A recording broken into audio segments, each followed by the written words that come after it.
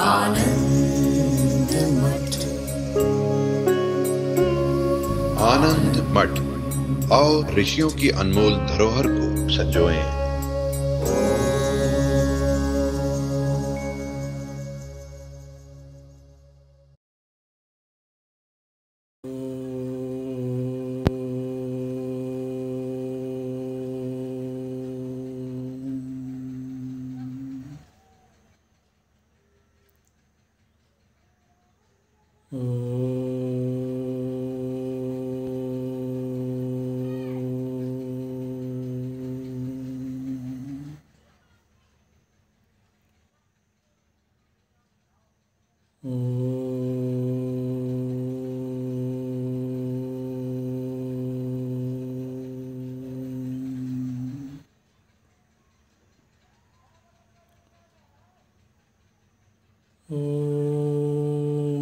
भद्रं कर्णेभिः शृणुयाम देवाः, भद्रं पश्येमाक्षभिर्यजत्राः, स्थिरैरङ्गैस्तुष्ट्वागुंसस्तनूभिः व्यशेम देवहितं यदायुः।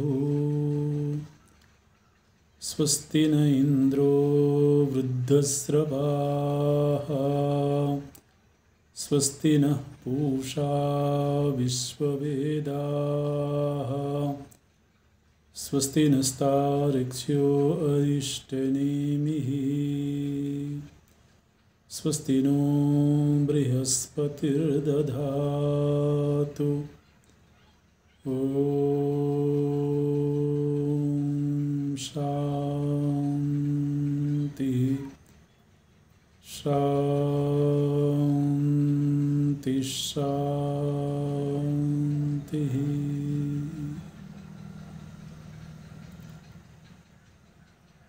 सच्चिदानन्दरूपाय विश्वोत्पत्त्यादिहेतवे तापत्रय विनाशाय श्रीकृष्णाय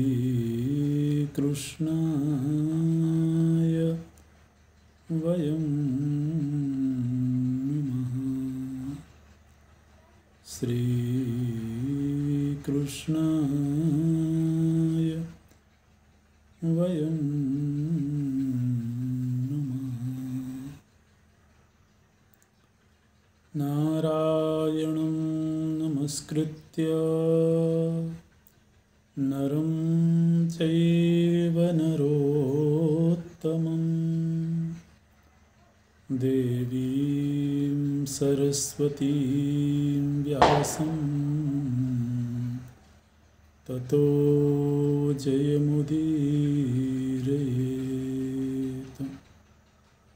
ततो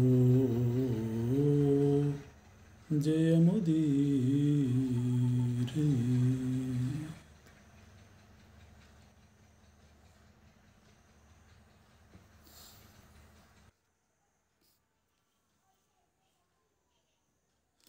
वेदव्यास जी की आज्ञा से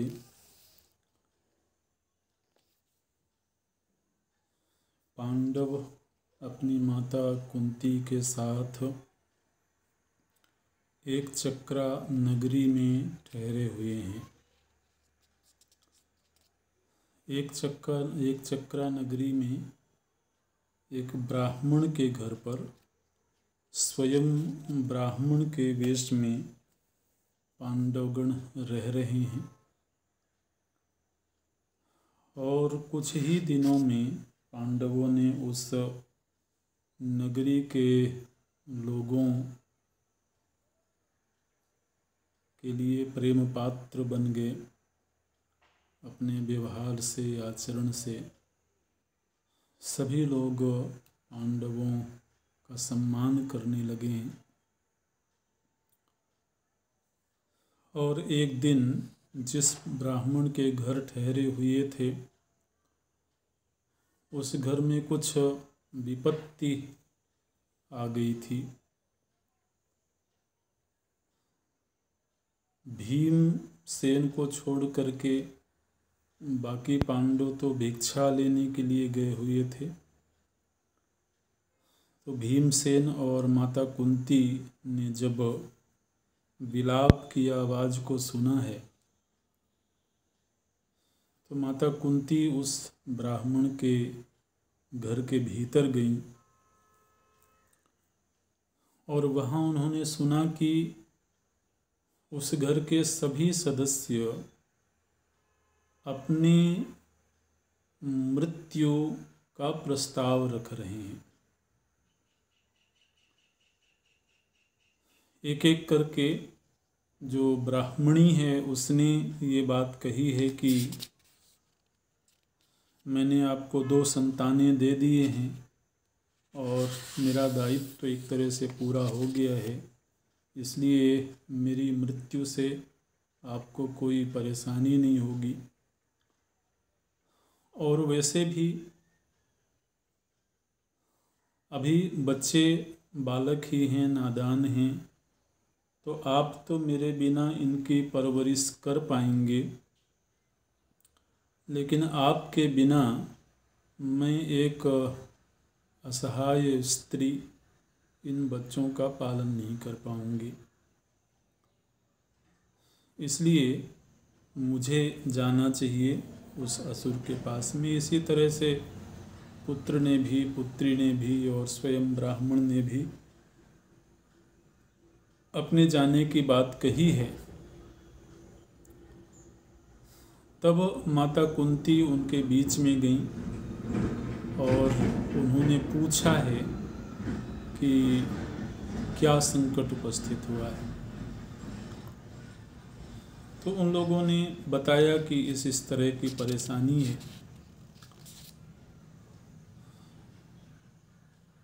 तो माता कुंती बोलती हैं, न विषादस्त्वया कार्यो भयादस्मात् कथंचन उपायः परिदृष्टोत्र तस्मान् मोहाय रक्षसः।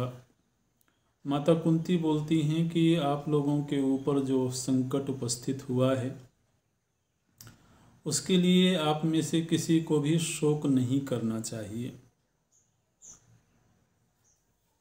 मेरे मन में एक उपाय है, वो मैं आपके सामने निवेदन करती हूँ। आपका तो एक ही बालक है और वो भी अबोध है। अभी आपकी एक कन्या है जो बड़ी तपस्विनी वृत्ति की है। तो आप में से किसी का भी जाना मुझे उचित नहीं लगता है। मेरे 5 पुत्र हैं, तो उन 5 में से एक को मैं इस कार्य के लिए भेज देती हूँ। मम 5 सुता ब्रह्मन् तेषामेको गमिष्यति त्वदर्थं बलिमादाय तस्य पापस्य रक्षसः। तो उस पापी राक्षस को बलि देने के लिए मेरे 5 पुत्रों में से एक पुत्र जाएगा। जब माता कुंती ने ऐसा प्रस्ताव रखा तो वो जो ब्राह्मण हैं वो बोलते हैं, नाहमेतत् करिष्यामि जीवितार्थी कथंचन। ऐसा मैं बिल्कुल भी नहीं करूँगा। केवल अपने परिवार की जीवन रक्षा के लिए मैं आपको संकट में नहीं डालूँगा। एक तो आप मेरे अतिथि हैं और दूसरे आप ब्राह्मण हैं। तो इसलिए अपने जीवन रक्षा के लिए या अपने परिजनों के जीवन रक्षा के लिए किसी भी कुलीन व्यक्ति के द्वारा ऐसा आचरण कभी नहीं किया जाएगा कि वह किसी ब्राह्मण की हत्या करवा दे अथवा घर आए हुए किसी अतिथि का वध करवा दे। अपनी रक्षा के लिए ऐसा उचित बिल्कुल नहीं है।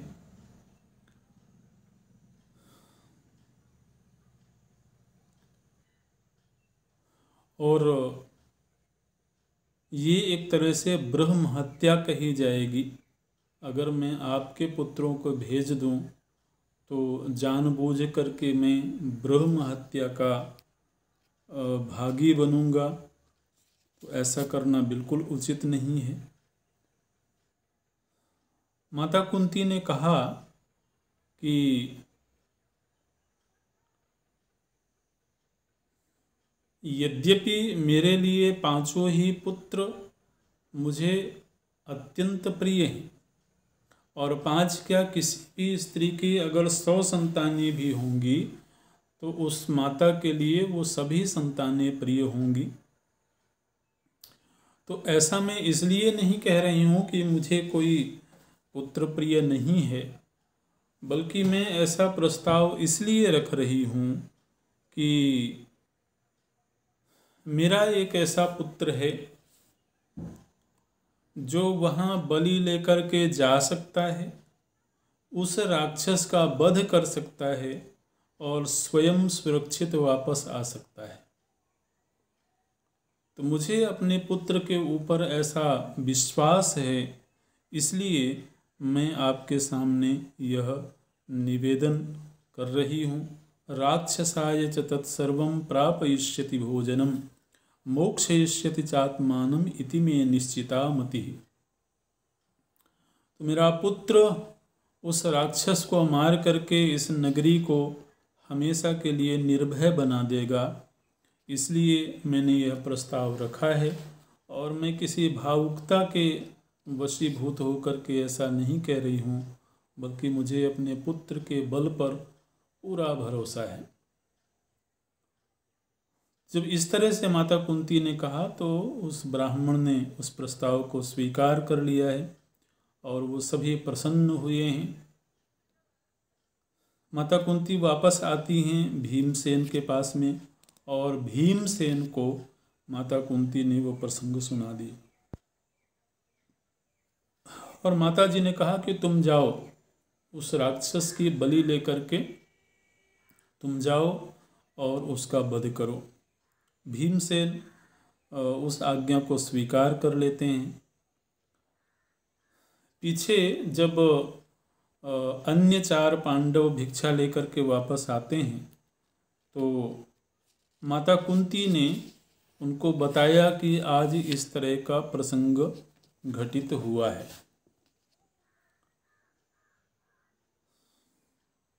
और मैंने भीम को आज्ञा करी है कि वो जाएं उस राक्षस के पास में बलि लेकर के। युधिष्ठिर जी थोड़ा विचलित हुए हैं, थोड़ा सा परेशान हुए हैं, दुखी हुए हैं, और युधिष्ठिर बोलते हैं कि हमको नहीं मालूम है कि वह राक्षस कितना बलवान है, कितना पराक्रमी है, और आप भीमसेन को भेजना चाह रही हैं। भीमसेन ही इस संकट में हम सभी की रक्षा कर रहे हैं। इस वन की यात्रा में, इस संकट की घड़ी में भीमसेन ही हमारी रक्षा कवच बन करके हमारे साथ हैं। तो आप उन्हीं को भेज रही हैं। तो माता कुंती बोलती हैं कि मुझे भीमसेन के पराक्रम पर कोई चिंता नहीं है। ये जिस समय पर शैशव अवस्था में था, जन्म ही हुआ था, जन्म के कुछ दिन बाद ही मैंने इसका पराक्रम देख लिया था। मेरी गोद से छिटक गया और एक बड़े शिला पर जाकर के गिरा, और वह शिला ही चूर चूर हो गई थी। तो ये मुझे मालूम है। बाद में जब नागलोक में गया है तो वहाँ से ऐसे रस का पान करके आया कि 10,000 हाथियों का बल है इसके पास में, इसलिए इसके पराक्रम पर मुझे कोई चिंता नहीं है। और धर्म दृष्टि से भी एक बात मुझे मालूम है, यावत् च कुर्याद अन्योस्य कुर्याद बहुगुणम ततः। माता कुंती बोलती हैं कि इस संकट की घड़ी में जबकि हम लोग इधर उधर भटक रहे थे, हमारे लिए कोई आश्रय नहीं था, उस स्थिति में इस ब्राह्मण परिवार ने हम सभी को आश्रय दिया। इस ब्राह्मण परिवार ने हमको रहने के लिए घर दिया, जब जरूरत पड़ी तब हमारे भोजन की व्यवस्था करी। तो आश्रय देने वाले इस ब्राह्मण परिवार की रक्षा करना ये हमारा कर्तव्य है।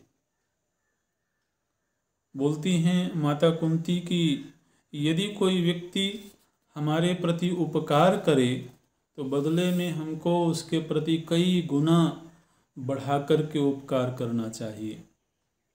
यावच्च कुर्याद अन्योस्य कुर्याद बहुगुणम ततः। तो इस परिवार के हमारे ऊपर बड़े उपकार हैं, इसलिए प्राण संकट की स्थिति में भी हमें इनको बचाने के उपाय करने चाहिए। तो माता कुंती के इन बातों को सुनकर के महाराज युधिष्ठिर को अच्छा लगा है और उन्होंने स्वीकार किया है इस प्रस्ताव को। और फिर भोजन एकत्र किया गया है ले जाने के लिए। भीमसेन सभी की आज्ञा लेकर के और भोजन सामग्री लेकर के जाते हैं। पीछे से माता कुंती ने उस ब्राह्मण से ये कह दिया था कि भीमसेन जब उसका वध करके वापस आ जाएंगे तो आप यह रहस्य इस नगरी में किसी के सामने प्रकट नहीं करिएगा।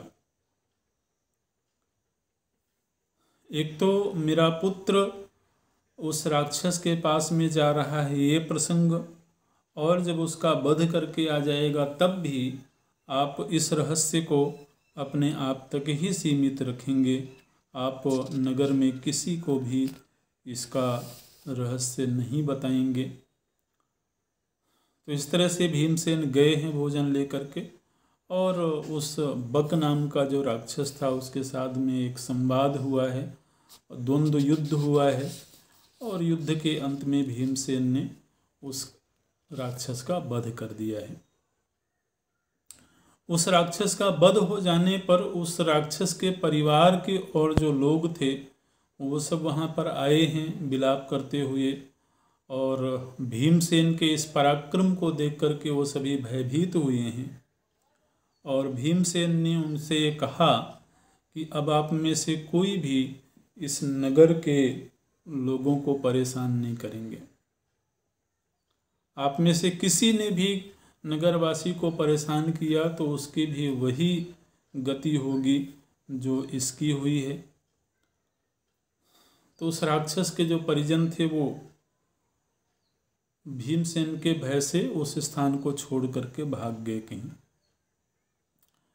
उस राक्षस के मृत शरीर को भीमसेन उठा करके ले आए और नगर का जो मुख्य द्वार था वहाँ पर उस शरीर को उन्होंने छोड़ दिया और चुपके से वो अपने निवास पर वापस आ गए।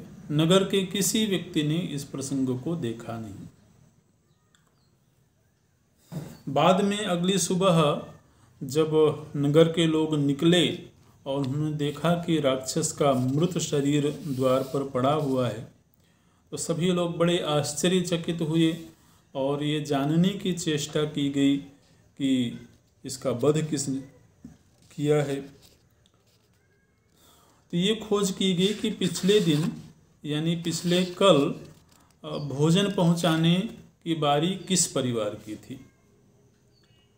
तो जब उस ब्राह्मण के परिवार को खोजा गया कि उनकी बारी थी तो उस ब्राह्मण से जाकर के उन्होंने पूछा नगरवासियों ने कि ऐसा अद्भुत कार्य किसने किया है।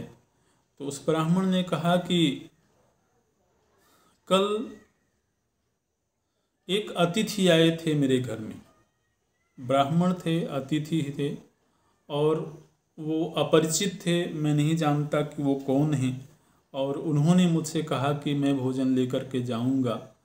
तो मुझे लगता है कि उन्होंने ही उसका वध किया होगा क्योंकि फिर वो वापस नहीं आए मेरे घर में। तो इस तरह से फिर वो नगर सुरक्षित हो गया है।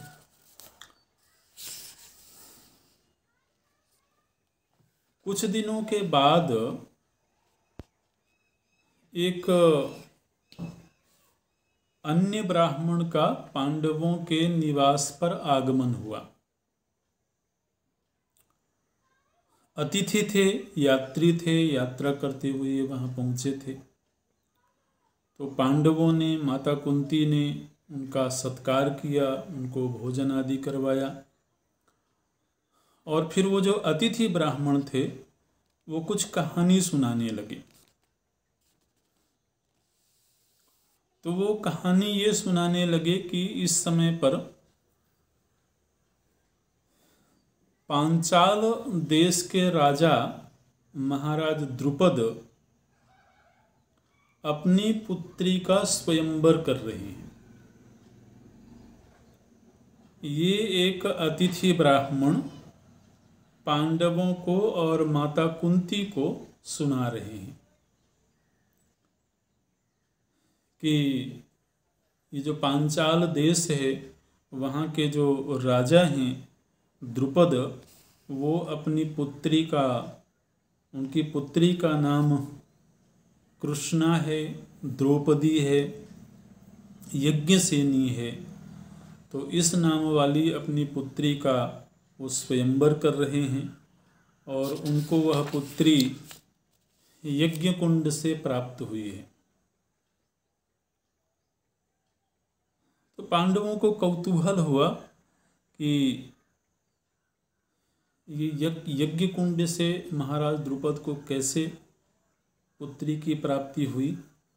तो वो ब्राह्मण तो पांडवों को पहचान नहीं रहे थे, क्योंकि ये पांडव लोग स्वयं भी ब्राह्मण वेश में ही थे। तो वो जो अतिथि ब्राह्मण हैं वो फिर विस्तार से प्रसंग सुनाने लगे कि किस तरह से महाराज द्रुपद और द्रोणाचार्य के बीच में द्वेष का भाव आया, किस तरह से द्रोणाचार्य जी ने अपने शिष्य पांडवों के द्वारा, और उन पांडवों में भी मुख्य रूप से जो अर्जुन है, उस अर्जुन के द्वारा द्रुपद को परास्त किया गया। ये वो ब्राह्मण पांडवों को सुना रहे हैं, लेकिन वो पांडवों को पहचानते नहीं हैं। तो उन्होंने पांडवों की बड़ी महिमा गाई और अर्जुन की बड़ी महिमा गाई है कि अर्जुन ने किस तरह से महाराज द्रुपद को परास्त किया और कैद में करके द्रोणाचार्य अपने गुरु के पास ले आए गुरु दक्षिणा के रूप में। और फिर द्रोणाचार्य और द्रुपद के पास साथ में मैत्री संबंध हो गया। लेकिन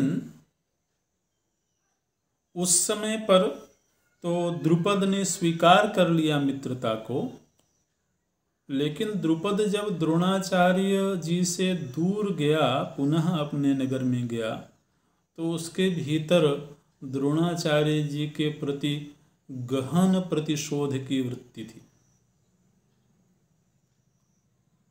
और द्रुपद भी द्रोणाचार्य जी से बदला लेना चाहता था और उसको मालूम था कि इस समय पर इस धरती में ऐसा कोई व्यक्ति नहीं है जो शौर्य के बल पर द्रोणाचार्य जी को परास्त कर सके। द्रुपद ने स्वयं अपने बाहुबलों को परखा, उसके जो मित्र थे उन मित्रों की जो शक्ति थी, सामर्थ्य थी, उसका भी आकलन किया। और द्रुपद ने पाया कि द्रोणाचार्य जी को परास्त करना अथवा द्रोणाचार्य जी का वध करना, ये तो किसी भी वीर के सामर्थ्य के बाहर है। लेकिन द्रुपद के हृदय में जो प्रतिशोध की ज्वाला जल रही थी, उससे द्रुपद बहुत परेशान थे। और फिर उन्होंने यह निश्चय किया कि मुझे एक ऐसे पुत्र की आवश्यकता है जो दैवी विधान के अंतर्गत प्राप्त हो और वह द्रोणाचार्य जी का वध करने के सामर्थ्य रखता हो। ऐसे पुत्र की मुझे आवश्यकता है और ऐसे पुत्र की प्राप्ति के लिए हमको यज्ञ करना होगा। तो द्रुपद बहुत सुयोग्य ब्राह्मण की तलाश में, याज्ञिक की तलाश में एक देश से दूसरे देश, एक आश्रम से दूसरे आश्रम भटकते रहे और अंततः उनको 2 ब्रह्मर्षि दिखाई दिए किसी आश्रम में, जो कठोर व्रत का पालन करते हुए जीवन यापन करते थे, पूर्ण रूप से वैदिक जीवन जीते थे, वेद पारायण उनकी दिनचर्या थी। तो ऐसे 2 ब्रह्मर्षियों को, जो कि दोनों भाई ही थे, उनका नाम था याज और उपयाज, उनको महाराज द्रुपद ने देखा। वो थोड़ा दूरी दूरी पर थे। तो सबसे पहले ये जो महाराज द्रुपद हैं वो उपयाज नाम के ऋषि के पास में गए और उनसे निवेदन किया कि मेरे एक पुत्र के लिए आप यज्ञ कार्य करिए। मुझे एक ऐसे पुत्र की आवश्यकता है जो कि द्रोणाचार्य जी का वध कर सके और वह यज्ञ से ही उत्पन्न होगा। इसलिए मैं आपसे निवेदन करता हूँ कि आप आचार्य बन करके मेरे लिए वह यज्ञ करिए, और यदि आपने ऐसा किया तो बदले में मैं आपको 10 करोड़ गायें दूंगा। इस तरह से महाराज द्रुपद ने उपयाज नामक ब्रह्मर्षि को प्रस्ताव रखा। तो 1 अर्बुद गाय में दूंगा और उसके अलावा भी और भी आप जो भी चाहेंगे वो सब कुछ मैं आपको दूंगा, लेकिन आप मेरा यह कार्य कर दीजिए। उपयाज ऋषि जो थे उन्होंने साफ शब्दों में इस प्रस्ताव को मना कर दिया।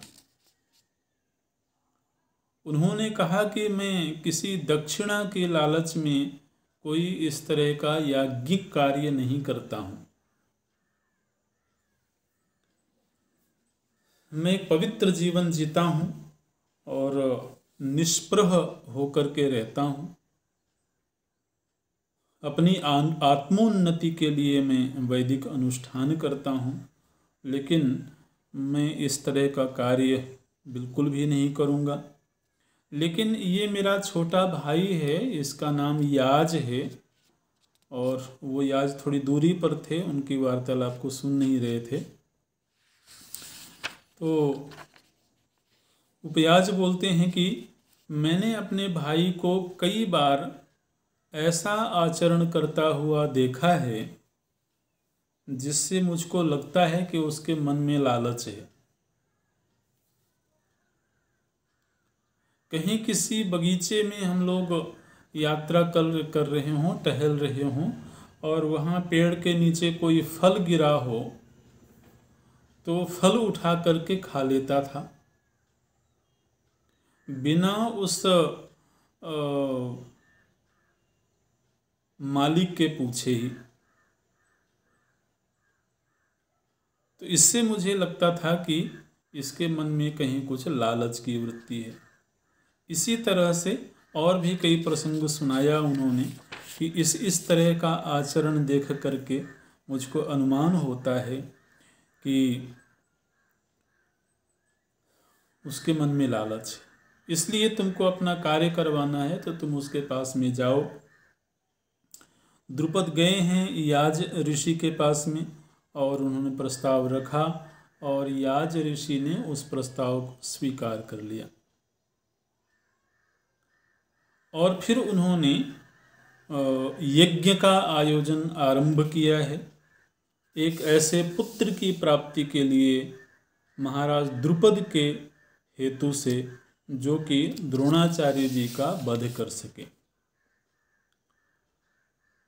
यज्ञ जब संपन्न हुआ है तो उस समय महाराज द्रुपद की जो पत्नी हैं, जो महारानी हैं, उनको उन्होंने हविष्य देना चाहा कि यह यज्ञ का फल रूप हविष्य है, इसे आप ग्रहण करिए और इसको ग्रहण करने से आपको संतान की प्राप्ति होगी।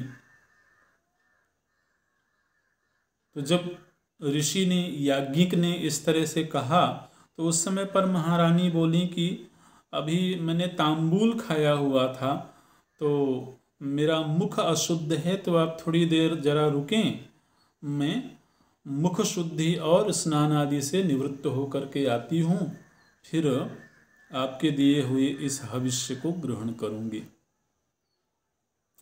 लेकिन उस हविष्य को तत्क्षण ही ग्रहण करना था। तो जब वो महारानी गई तो इधर याज्ञिक लोग जो थे वो प्रतीक्षा नहीं कर सकते थे, अन्यथा उसका प्रभाव नष्ट हो जाता। तो उन्होंने कहा कि यह जो हविष्य है यह संतान तो अवश्य ही पैदा करेगा, किसी स्त्री के माध्यम से ना सही।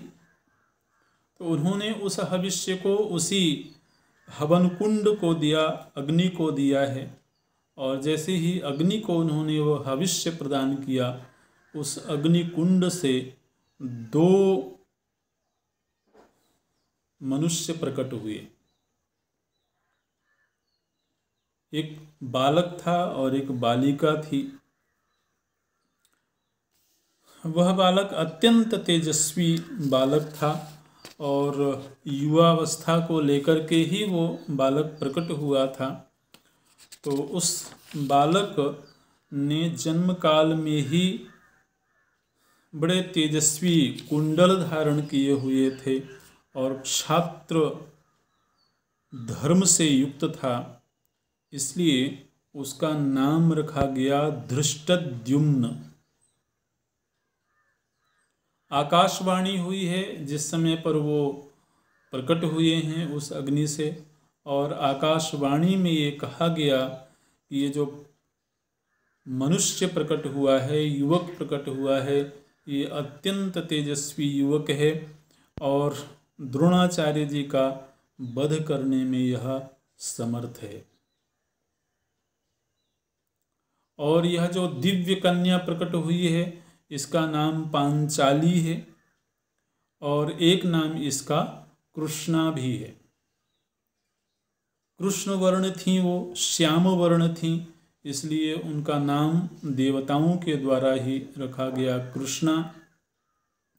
पांचाल नरेश की पुत्री हैं, इसलिए पांचाली नाम भी इनका रखा गया है।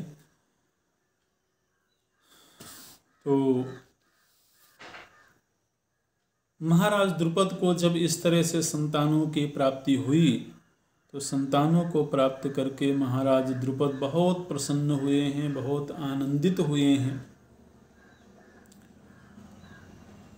और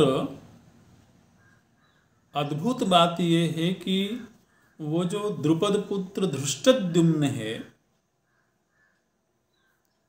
उसको धनुर्विद्या की शिक्षा स्वयं द्रोणाचार्य जी के द्वारा दी गई है। और द्रोणाचार्य जी को ये बात मालूम थी कि यह धृष्टद्युम्न मेरा वध करने के लिए पैदा हुआ है। जब द्रोणाचार्य जी के सामने वो शिष्य भाव से उपस्थित हुए तो यह जानते हुए भी द्रोणाचार्य जी ने सोचा कि प्रारब्ध को तो कोई टाल नहीं सकता है, लेकिन विद्यार्थी को शिक्षा देना आचार्य का धर्म है। यदि प्रारब्ध ये नियत हुआ है कि इस व्यक्ति के द्वारा मेरी मृत्यु होगी तो मैं शिक्षा दूंगा तब भी और नहीं दूंगा तब भी। वह प्रारब्ध तो अपनी जगह पर घटित ही होगा। तो केवल प्रारब्ध से भयभीत होकर के मैं अपना आचार्यत्व छोड़ दूं, आचार्य कर्तव्य छोड़ दूं, ये तो ठीक नहीं है। इसलिए द्रोणाचार्य जी ने स्वयं ही उस धृष्टद्युम्न को धनुर्विद्या की शिक्षा दी है। और ये सब वो ब्राह्मण अतिथि सुना रहे हैं पांडवों को ये प्रसंग। और उन्होंने सुनाया कि जब महाराज द्रुपद को ये खबर पता लगी कि पांडवों को हस्तिनापुर से वारणावत भेजा गया है, वारणावत में षड्यंत्र करके पांडवों का वध कर दिया गया है, पांडवों को मार दिया गया है, अग्नि में जला दिया गया है। इस प्रसंगों को सुनकर के महाराज द्रुपद को बहुत ताप हुआ, वो बहुत पीड़ित हुए, क्योंकि जिस अर्जुन ने महाराज द्रुपद को परास्त किया था, उस अर्जुन से महाराज द्रुपद बहुत प्रेम करने लगे थे।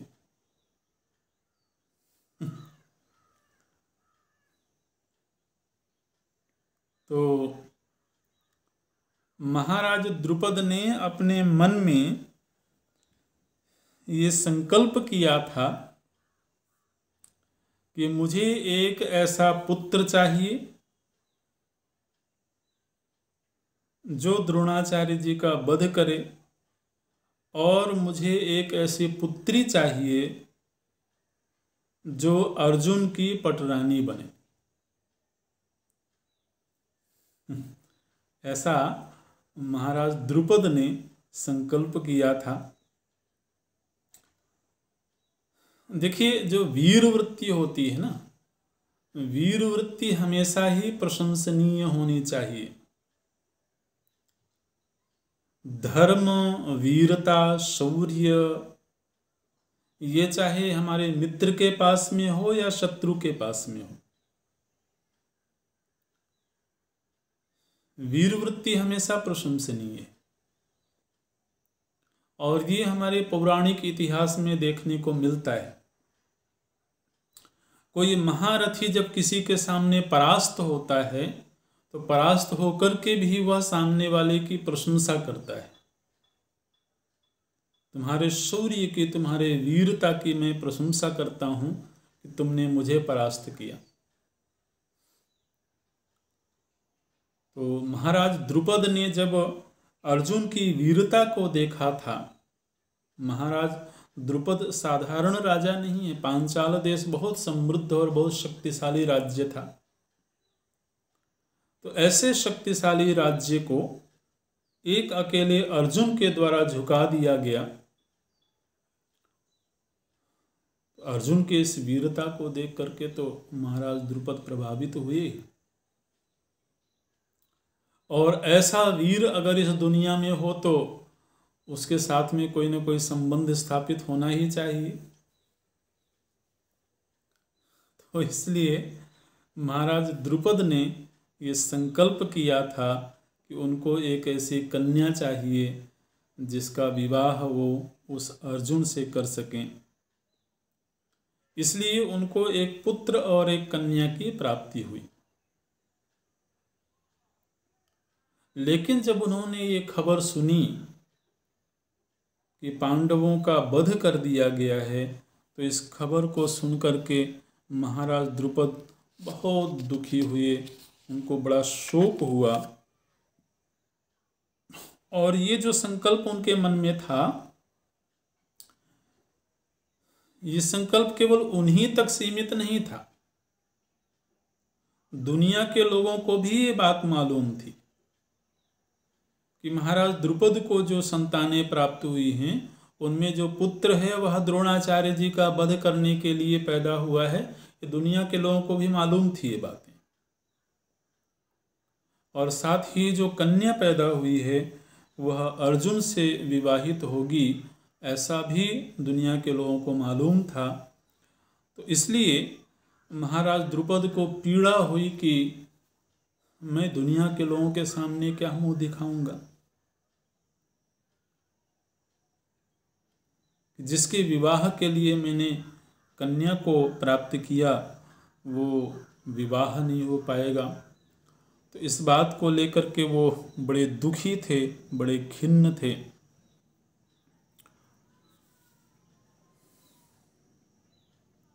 और अपनी इस पीड़ा को लेकर के जब महाराज द्रुपद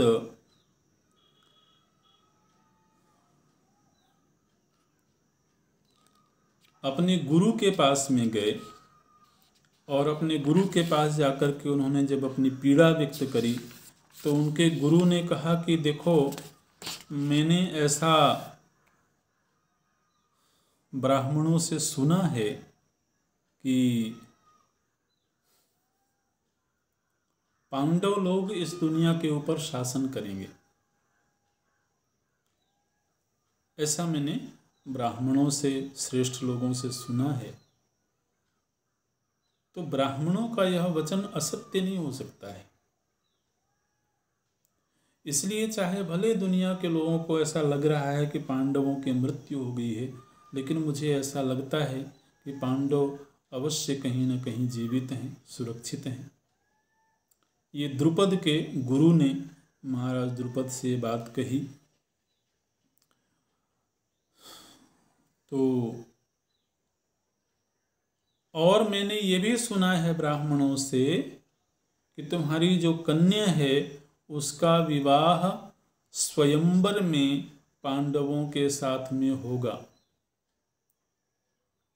इसलिए तुमको पांडवों के मृत्यु को लेकर के शोक नहीं करना चाहिए। तुम ऐसा करो कि अपने पुत्री के स्वयंवर की घोषणा करो, और यदि ब्राह्मणों का यह वचन सत्य होगा तो वो पांडव लोग चाहे जहां कहीं भी होंगे, यहां तक कि अगर वो स्वर्ग में भी होंगे, तब भी वो तुम्हारे इस कन्या के स्वयंवर का प्रसंग सुन करके अवश्य यहाँ आएंगे, क्योंकि यह दैवीय विधान है और इस दैवीय विधान के अनुसार ही तुमको यज्ञ कुंड से पुत्री की प्राप्ति हुई है। तो यह वचन असत्य नहीं हो सकता है। तुम अपने पुत्री के स्वयंवर की घोषणा करो। तो इस तरह से महाराज द्रुपद के नगर में इस समय स्वयंवर का प्रसंग आयोजित है। आज से कुछ दिनों बाद यहाँ पर बताया भी है उस ब्राह्मण ने कि 78 दिन बाद उस कृष्णा का स्वयंवर आयोजित होगा। उसकी तैयारियां चल रही हैं और जगह जगह निमंत्रण भेजे जा रहे हैं। उस ब्राह्मण ने माता कुंती से कहा कि तुम्हारे भी ये पुत्र बड़े वीर दिखाई देते हैं,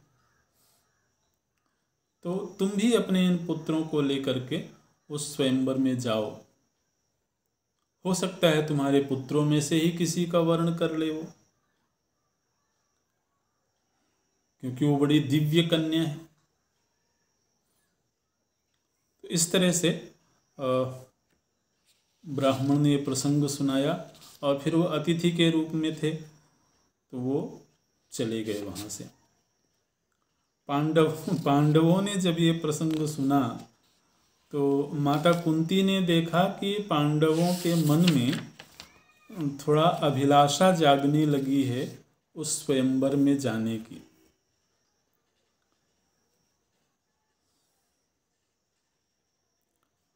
तो माता कुंती ने फिर कहा युधिष्ठिर जी से कि क्या हम लोगों को वहाँ चलना चाहिए।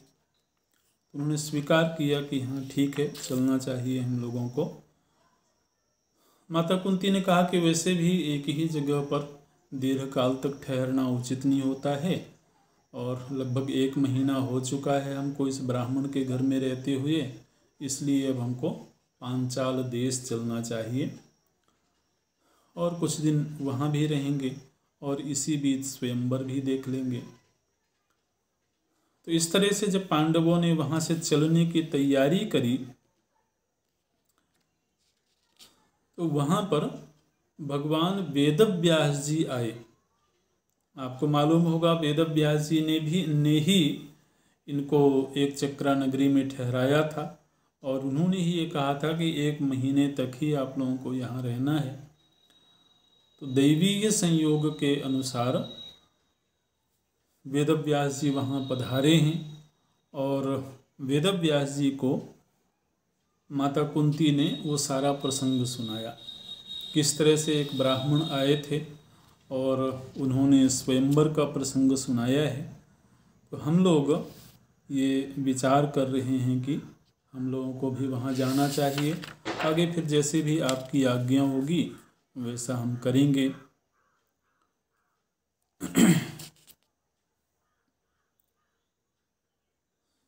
तो वेदव्यास जी ने कहा कि ये बिल्कुल उचित है और मेरे मन में भी यही संकल्प है कि आप लोगों को पांचाल देश जाना चाहिए।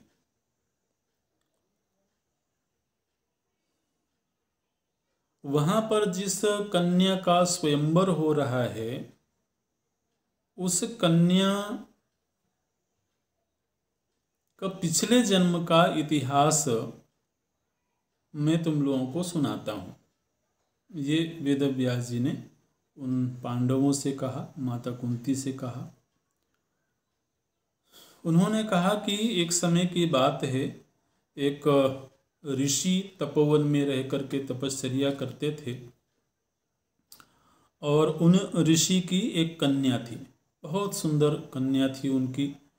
और वह कन्या जब बड़ी हुई, विवाह के योग्य हुई, तो उसने भगवान शिव जी की आराधना करी।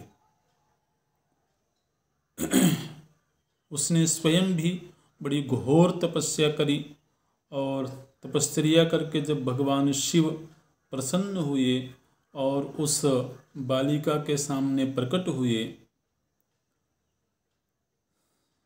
भगवान शिव जी ने कहा कि वरम वरे भद्रम ते वरदोस्मीति शंकरः, मैं वरदान देने के लिए तुम्हारे पास में आया हूँ, तो तुम मुझसे वर की याचना करो। तो भगवान शिव जी के ऐसा कहने पर उस युवती ने कहा, पतिम सर्वगुणोपेतम इच्छामीति पुनः पुनः, मैं सर्वगुणों से संपन्न एक पति की कामना करती हूँ। ऐसा उस बालिका ने भगवान शिव जी से कहा और वो इतनी भावुक थी उस समय पर कि उसने अपने इस वाक्य को 5 बार दोहराया।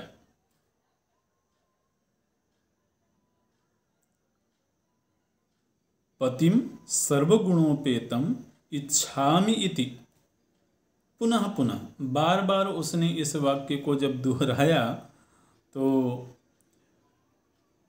भगवान शिव जी ने कहा, पंचते पतयो भद्रे भविष्यन्नीति भारताः। भगवान शिव जी ने कहा कि भरत वंश के 5 यशस्वी पुरुष तुम्हारे पति बनेंगे। तो वो जो कन्या थी वो थोड़ा सा विचलित हुई और उसने कहा भगवान शिव जी से कि मैंने तो एक ही पति की कामना करी थी, एकमिच्छाम्यहं देव त्वत्प्रसादात् पतिं प्रभो। तो भगवान शिव जी ने कहा कि बात तो ठीक है, लेकिन तुमने 5 बार ये बात कही थी। पंचकृत्वस्त्वया युक्तः पतिं देहीत्यहं पुनः।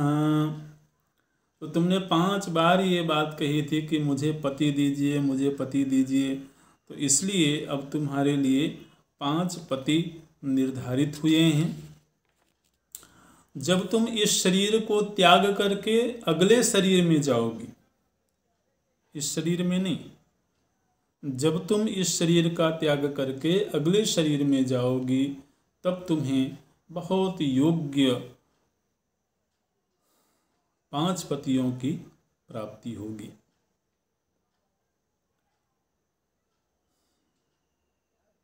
तो वही जो बालिका थी वो इस समय पर महाराज द्रुपद की कन्या होकर के पैदा हुई है। कृष्णा उसका नाम है और वह कृष्णा ही, वेदव्यास जी पांडवों से कहते हैं कि वह कृष्णा ही तुम लोगों की पत्नी नियत की गई है।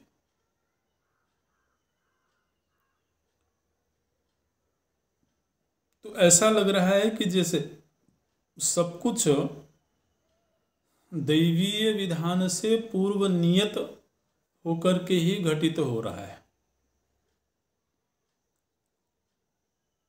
क्योंकि अभी तो पांडव वहां जाएंगे, वहां स्वयंवर होगा और स्वयंवर में परीक्षा होगी। उस परीक्षा के बाद में जो उस परीक्षा में सफल होगा उसका वर्ण किया जाएगा कन्या के द्वारा। लेकिन वेदव्यास जी बोलते हैं कि निर्दिष्टा भवताम पत्नी कृष्णा पार्षत्य निंदिता। वेदव्यास जी बोलते हैं कि वह कृष्णा ही तुम पांचों के लिए पत्नी नियत की गई है।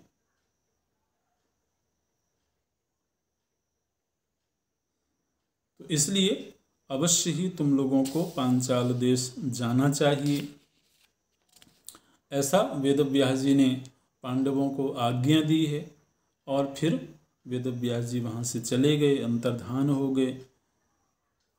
पांडव जो हैं उन्होंने उस ब्राह्मण का बहुत सत्कार किया है, जिस ब्राह्मण के घर में ठहरे हुए थे उनका बहुत सम्मान किया है, नगरवासियों का सम्मान किया है और फिर उन सभी से आज्ञा लेकर के वहाँ से चले हैं। उस ब्राह्मण का इनके प्रति बड़ा अनुराग हो गया था, तो इनके जाने से उस ब्राह्मण को भी बड़ी पीड़ा हुई है। लेकिन पांडव लोग यहाँ से आगे चल पड़े हैं। पांचाल देश के लिए वहाँ पर माता द्रौपदी जी का स्वयंवर आयोजित है। तो अब यहीं पूरा करते हैं। ओम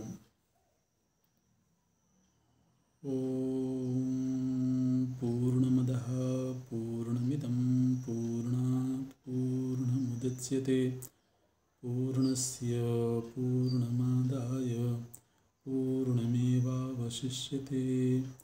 ओम शांति शांति शांति।